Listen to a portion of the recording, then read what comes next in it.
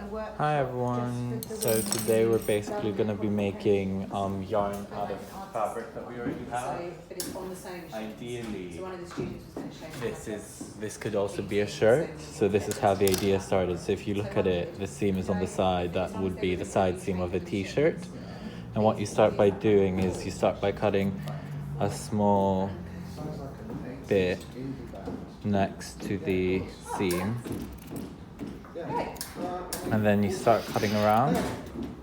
So it's quite simple really. What you do is you cut around and you just don't stop cutting until the shirt is done. I'll let the others know, but I'll just say that I'm cleaning it. So there's different ways to do this to make the shirt. One way is to create lines with a ruler in order to make sure that the whole kind of quote-unquote yarn is in one place, but the other, which is what I do, is just kind of roughly cut around, because that does create a really nice texture and it allows you to have different variations of length and width to the yarn. So you just continue doing this for the whole thing, and as you can see, every time I reach the end, I just go a bit higher. So obviously this was hand stitched now, it was stitched now, so it got cut off, but your shirt should not be getting cut off because it's going to be double stitched.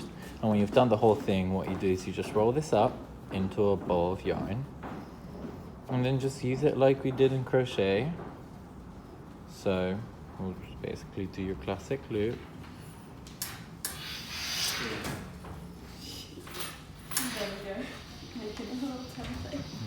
Do your classic loop. It's gonna be embroidered on. You'll pass it through and then you start crocheting, and that should be your crochet. This is really nice because obviously it's a very sustainable way of reusing, but at the same time making something completely different from what you inherently had. And it also creates a very nice kind of texture because the shirt that you are going to be cutting up is the yarns within the shirt have been manipulated in ways that make them much softer. And yeah, this is kind of a very rough example of what you'd get in the end. Thank you everyone.